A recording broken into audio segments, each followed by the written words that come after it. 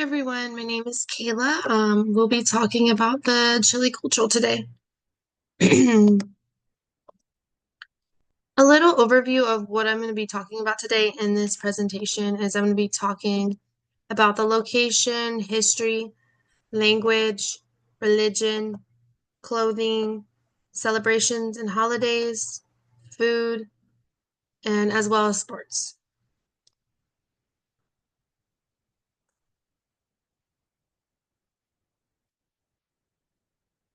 I'm going to actually fix that real quick. Sorry, friends. Hold on real quick. Sorry about that. And here's a couple pictures to basically represent what Chilean cultural is. Um, it's very colorful and it's very vibrant. Chile is located along the western coast of South America. It's around Peru, Santiago, Paraguay, Bolivia, and Argentina. And here's a little map of pinpointing where Chile is located. So here you go. All right. Spanish is the main language spoken in Chile. It's very common today. And here is a little bit of history about the Chilean culture. Women have made a big impact on Chilean culture. As the site I found, it's the POD 2025. It basically explains how gender issues are handled in Chile and how legal professionals define gender equality. In easy words, basically, it's just talking about how gender roles are changing and how women are entering different job areas and how people are challenging old ideas like machismo. Machismo is basically the idea that men should be stronger or more in control than women. In Chile, this attitude still exists, unfortunately, in some areas. But many people, especially women, are speaking out against it and pushing more for equality. And to kind of break that cycle of machismo, we have our first woman president being serving in the Chilean cultural.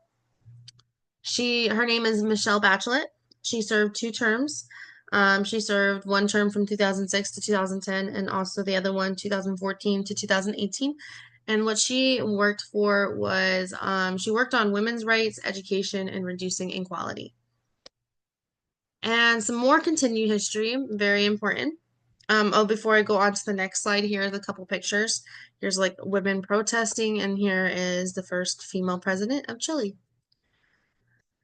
The next big thing in history for Chile is their economic and sustainability and their industry. It explains the impact of global trade of Atlantic salmon and the economic success. And these factors help them discover how the production and the sustainability will help the economic success in the future.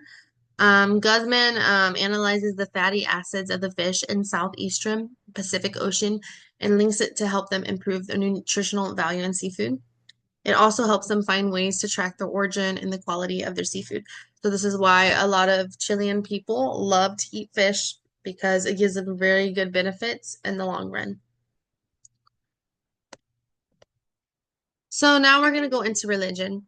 The religion is Roman Catholic and Christian Protestant. And here's a couple pictures of that. And so if you look at this chart, it tells you that 16.4% is Christian, 11.5% is atheist, and then 0.9 is the Jehovah Witnesses, and then 4.5 is other, and then the main religion is Roman Catholic.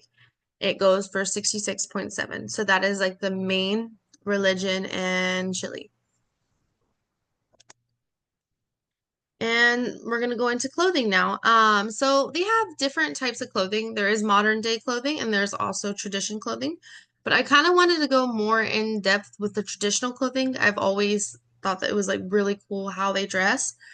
So for the women, during celebrations such as the fiesta, I don't want to pronounce that wrong. But they wear colorful skirts, they wear blouses, they wear scarves and headpieces as well. And here's a couple pictures showing you how they wear traditional clothing in the Chile. Here's one, and then also this girl right here. I love this outfit. It's so pretty. Now for men, and it's a little bit different. It's not so much vibrant. It's more relaxed. But they wear trousers, they wear long sleeve shirts, they wear ponchos, and they wear hats. And here's like an older style of how they wear traditional clothing. And I also found a more modern as today as what they wear today. That's more modern traditional clothing. And then we're going to go into talking about celebrations and holidays. The main celebration that they love to do is the harvest festivals. They also do other festivals. It just depends on what they have going on. But the harvest festival it's basically a celebration for the grape of the harvest season. Um, so they get together and they get with their family, their friends, they're dancing, they're doing activities, they're eating, and they as well as they stomp on grapes to make the juice for more the wine than anything because they make the grapes out of the wine. So it's like a very good tradition for them to be able to come together as a community and have fun. And then some more celebrations that they celebrate. They do celebrate Christmas as well. It's one of the other main things that they love to do. They go out like all out and it's very big. And so here's a couple pictures of that. And going on with Christmas, they also do a Christmas walk. Um, it's as it is. It's walking through a festive lights, decorations, and markets. And here you go. This gives you an idea of like what they do in the markets and like their town. And then now we're going to go deep dive into food. This is one of my favorite things because I just feel like it's very interesting what they make. And a lot of it I've tried before. Surprisingly, I have. The first thing is monkey's tail. It's a spiced alcoholic beverage with milk, wine, and brandy. It's also mixed with different spicings, including cloves, cinnamon, and nutmeg. And then it's also paired with vanilla and orange peel. I have actually had this, and it kind of reminds me of eggnog, but a little bit different. It's more orangey, if that makes sense. It's very good. I recommend it a lot. The next thing in food is the pastel de cholo. I'm so sorry if I mispronounced it. This is made with corn and beef. It's basically like a shepherd's pie, but it has corn pudding on top, filled with ground beef, boiled eggs, onions, and olives. I've never had this before, but a lot of Chilean people love this, and I actually know a couple friends that their parents make this for them all the time. And then another thing is mote con huzelos. Again, I'm sorry if I'm mispronouncing this. It's a summer drink made with sweetened dried peaches and wheat kernels, and it's served cold typically. And here's a little picture of it as well. And this is a very, very popular drink that they drink. And then lastly, the last thing is it's a hot dog. It's topped with avocado, tomato, mayonnaise, and salsa. And yeah, that's going to be it on the food. They also have a lot more food. There's a lot. So if you ever want to deep dive into it, I would recommend looking up some very good recipes because it was hard for me to pick which of ones I wanted to talk during this presentation. And then lastly, we're going to be talking about sports. They do love football. They actually have a team. It's called La Roja. It's basically the red team.